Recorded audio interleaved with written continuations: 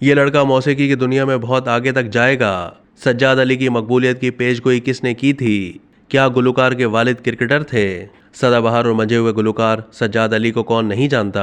वो पाकिस्तानी मौसीकी के निहायत मकबूल गायक हैं। सज्जाद अली ने कम उम्र से ही गाना शुरू कर दिया था। अब तक उनके दर्जनों ऑडियो एल्बम रिलीज होकर मकबूलियत की सनद हासिल कर चुके हैं। उनका पहला एल्बम 1979 में रिलीज हुआ।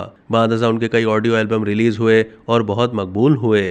उन्होंने न सिर्फ मौसीकी की दुनिया में अपना लोहा मनवाया बल्कि बाहकीकत हिदायतकार, प्रोड्यूसर और नगमा निगार भी अपने जौहर दिखाए। उन्होंने 4 फिल्मों में मौसीकी भी दी, जिनमें एक और लव स्टोरी, लव लेटर, मुझे चांद चाहिए और जी और शुएब मंसूर की सुपरहिट फिल्म बोल शामिल हैं। जबकि 2 फिल्मों की डायरेक्शन भी दी। 2-3 फिल्मों में बहैसियत अदाकार भी सामने आए।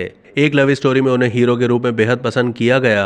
उनके गाए हुए गीत हर जुल्म तेरा याद है और बारिश ने जबरदस्त मकबूलियत हासिल की। सज्जाद अली का ताल्लुक फनकार घराने से है। वालदा रेडियो पाकिस्तान से मुंसलिक रहीं, जबकि उनके वालिद अदाकार और क्रिकेटर रहे। उनके 2 भाई वकार अली और लकी अली मौसीकी की दुनिया में अपनी मुनफरिद पहचान रखते हैं। सज्जाद अली ने एक इंटरव्यू में अपनी गायकी के सफ़र से मुतालिक बताया कि मैंने 6-7 साल की उम्र में गाना शुरू कर दिया था। ताया ने मुझे पहली बार गाने के लिए कहा था। उस वक्त मेरी परफॉर्मेंस के बाद उन्होंने कहा था कि ये लड़का मौसीकी की दुनिया में बहुत आगे तक जाएगा। फिर वक्त ने इसे सच कर दिखाया। उन्होंने कहा कि पीटीवी का मशहूर प्रोग्राम सिल्वर जुबली में मेरी परफॉर्मेंस का दिन मुझे ताहयात याद रहेगा। 26 नवंबर 1983 की बात है। मैंने 2 गीत लागिरे लगन ये दिल में और बावरी चकोरी करे दुनिया से चोरी चोरी गाए तो मुल्क भर में इन गीतों के चर्चे होने लगे। इसके बाद मैंने मेलोडी सॉन्ग गाए, लेकिन मुझे पॉप गानों का बहुत शौक था। 1993 में बेबिया एल्बम रिलीज किया। दर हकीकत बात यह है कि मैं मौसीकी को अलग अलग खानों में तकसीम करने के हक में नहीं हूँ। मैं पाकिस्तान का शायद पहला गायक हूँ जो क्लासिकल से पॉप गायकी की जानिब आया। इब्तिदा में मुझ पर संजीदा गायक की छाप लगा दी गई थी। सज्जाद अली ने बताया कि इसके बावजूद भी मैंने हर तरह के गाने गाए और बच्चे बूढ़े जो उन सब के लिए कुछ नया काम करता रहा। इससे पहले भी मेरे पॉप मौसीकी पर मुश्तमिल एल्बम रिलीज हो चुके थे, लेकिन बेबिया सबसे ज़्यादा मकबूल हुआ।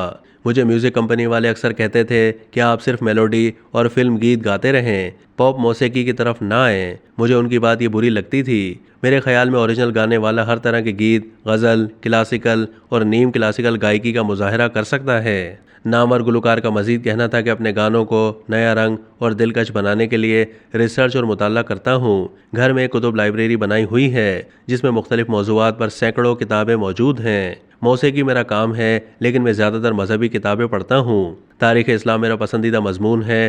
तारीख़ इस्लाम जो मुसलमानों के रोशन और काबिल फ़ख्र कारनामों से भरी पड़ी है। उन्होंने बताया कि मौसीकी मेरा ओढ़ना बिछोना है, इससे रिश्ता कभी नहीं टूट सकता।